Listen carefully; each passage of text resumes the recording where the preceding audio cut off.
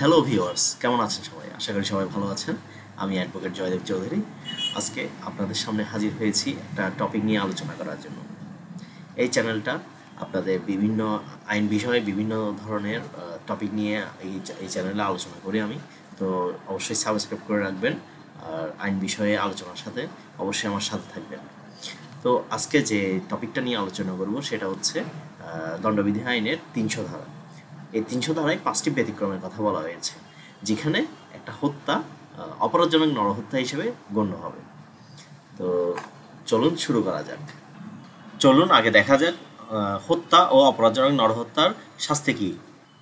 হত্যার শাস্তি হলো মৃত্যুদণ্ড অথবা যাবজ্জীবন কারাদণ্ড এবং জরিমানা।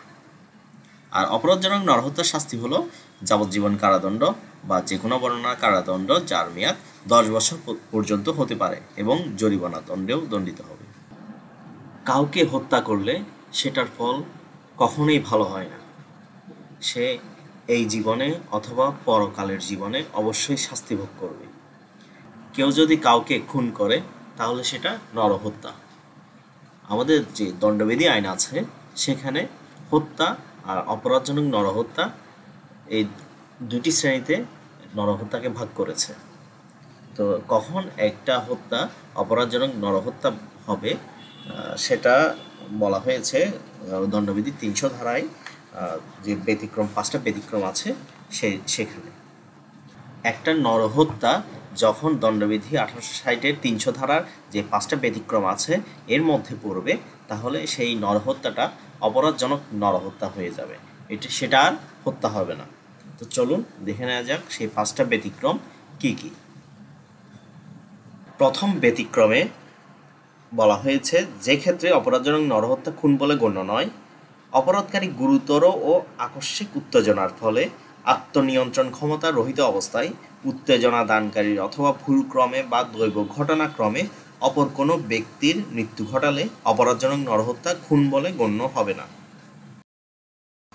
অর্থাৎ কেউ যদি গুরুতর আকস্মিক উত্তেজনার ফলে তার যে আত্মনিয়ন্ত্রণের যে ক্ষমতা আছে সেটা সে হারিয়ে ফেলে কাউকে হত্যা করে, তাহলে সেটা হত্যা না হয়ে অপরাধজনক নরহত্যা হিসেবে গণ্য হবে। ২ নম্বর ব্যতিক্রমে বলা হয়েছে, ব্যক্তিগত অধিকার প্রয়োগকালে যদি কেউ হত্যা করে তাহলে সেটা নরহত্যা না হয়ে অপরাধজনক নরহত্যা হবে। কামাল একটা পিস্তল বের করলো জামালকে মারার জন্য। যখনই কামাল ট্রিগার চাপতে যাবে তখনই জামাল কী করলো, একটা ছুরি নিয়ে কামালকে মেরে ফেললো।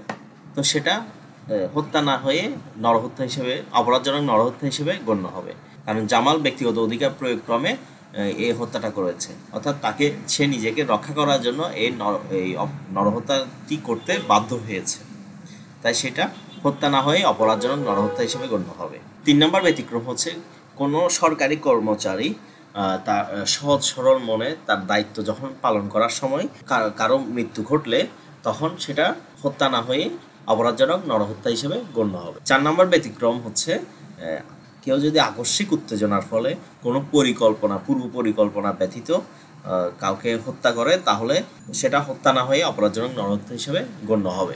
একটা লোক তার বাসায় ঢুকে দেখলো যে তার স্ত্রী একটা ব্যক্তির সাথে পরকীয়ায় লিপ্ত, তো তখন সে আকস্মিক ভাবে উত্তেজিত হয়ে দুজনকেই হত্যা করলো, তো সেটা হত্যা না হয়ে হবে অপরাধজনক নরহত্যা।